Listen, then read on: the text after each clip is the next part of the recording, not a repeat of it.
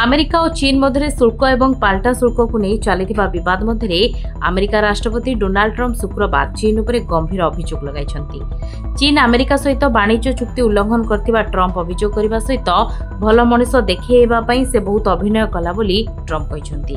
तेबे चीन अर्थनीति को बंचाइबा पई बेजिंग सहित तुरंत डील फाइनल करने को चेष्टा करथिलु, हेले चीन यार उल्लंघन कला बोली ट्रंप अभियोग करछंती। ट्रंप तांको सोशल मीडिया ट्रुथ रे पोस्ट करी लिखिछंती जे तांकर टैरिफ वृद्धि पर चीन रे अमेरिका बजार व्यवसाय करने मुश्किल हो जाइथिला।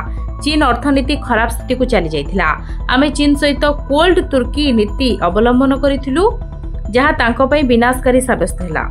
एकाधिक फैक्ट्री बंद हो गला। सरल भाषा में कहबाकू गले नागरिक अस्थिरता सृष्टि हो गला जहाँ आमको पसंद हेलानी। मुया चाहे भी नहीं तांको खराब परिस्थिति सुरक्षा देबाकू मु द्रुत गति चीन सहित वाणिज्य डील कली आ सेतिपई चीन सबकिछि पुणी स्थिर हो जाइथिला। समस्ते खुशी थिले, यह भल खबर। हेले खराब खबर हैला चीन अमेरिका सहित निज चुक्तिर पूरापूरी उल्लंघन करछि। अवश्य चीन विषय में यह आश्चर्य कथा नुहे, जड़े भल लोक हेबार अभिनय करने एतिकी यथेष्ट बोली ट्रंप तांको पोस्ट लिखिछंती।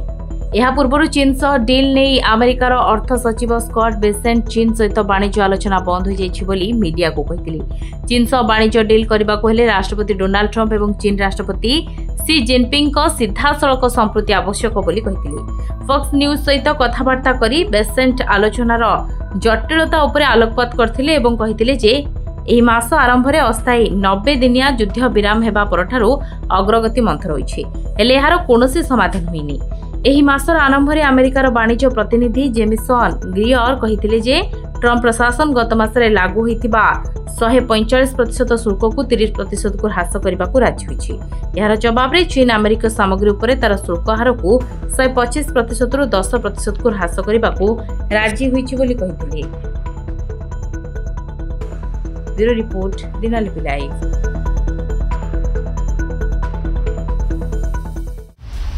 दिनलिपि लाइव को एबे ही लाइक शेयर सब्सक्राइब करंतु।